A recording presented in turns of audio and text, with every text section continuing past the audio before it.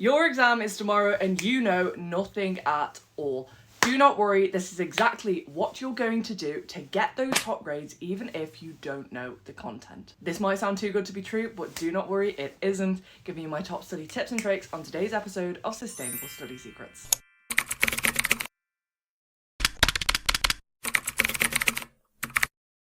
Hello guys, welcome back to my channel, welcome back to another episode of my Sustainable Study Secrets series where I give you my top study tips and tricks to help you get the best grades you possibly can. Without further ado, let's dive into today's video. I'm not here to criticise you for not revising enough.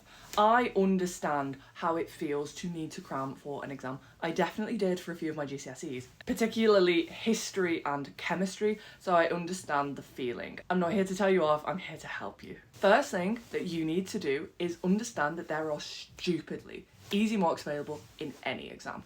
In any GCSE or A-level exam, you will have various different assessment objectives. This is probably the same in other exams across the world. Understand, even if you don't know how to apply your knowledge to a specific situation that is being asked of you in that exam, you can still pick up marks from using knowledge and application. If we take maths, for example, you might have no idea how to answer that question, but you know it's on Pythagoras' theorem.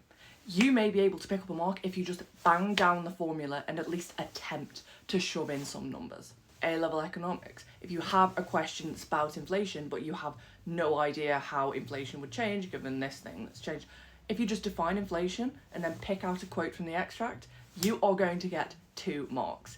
If you'd have written nothing, you would have got 0 marks. By writing something down, you always have a chance of getting marks. You write nothing, you have no chance whatsoever. Understand how the marks are broken down by doing practice paper questions, by going over your mock exam, and crucially, by using examiners' reports. This takes me on to my next point. Examiners' reports. They are incredibly helpful and they are available for basically any standardised exam, but then also for university exams. Examiners' reports essentially tell you where the majority of students did well and where the majority of students did badly. You need to use this in your revision so that A, you can learn from your own mistakes, and B, learn from other students' mistakes.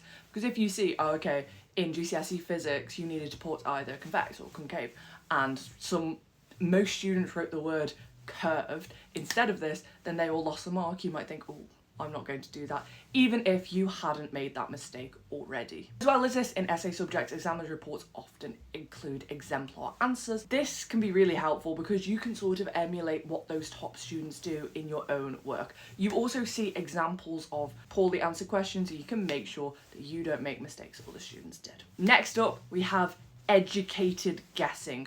Look, if you don't know the answer and you have a multiple choice question, guess. Obviously guess. There is no reason you wouldn't tick one of the boxes because at least you've got some chance of being right. But please make an educated guess.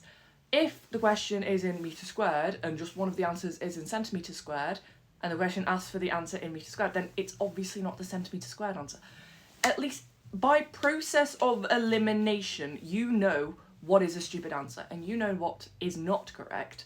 And by eliminating those, you increase the probability that whatever you guess is right. If you have sort of a gut feeling it's one answer, if you look at it for the first time and you think, okay, this is right, and then you have no idea which one is right, go with your gut. I have learnt this through many years of school and university. Your gut feeling is usually correct. You'll have in the back of your mind somewhere that some remnants of that lesson or when you learnt it, and if you're not sure, please go with your gut feeling. Also, don't second guess yourself because this just takes up so much time in the exam. Go with your gut and then come back and check it at the end if you're not sure. Have a rigid paragraph structure that can see you through that exam. So for example, P is the paragraph structure that is recommended for literally any GCSE or A-level. It's a rather simple paragraph structure and different subjects build upon it in different ways.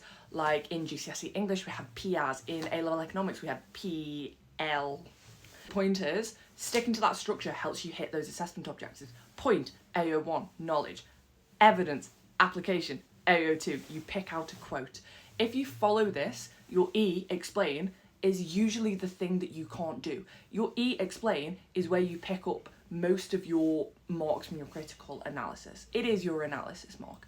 If you can't do that, that's fine, but if you do the point and evidence, you can still pick up a few marks. This is so critical to understand because you can basically instantly increase those grades if you understand how marks are allocated. This is such a big deal in particularly GCSE sciences. You will also see the same mark scheme phrases come up time and time again, so if you just bang them into your response, you are likely to get at least a few marks. So go over your practice papers, go over some practice paper questions, go over the mark scheme alongside the exams report.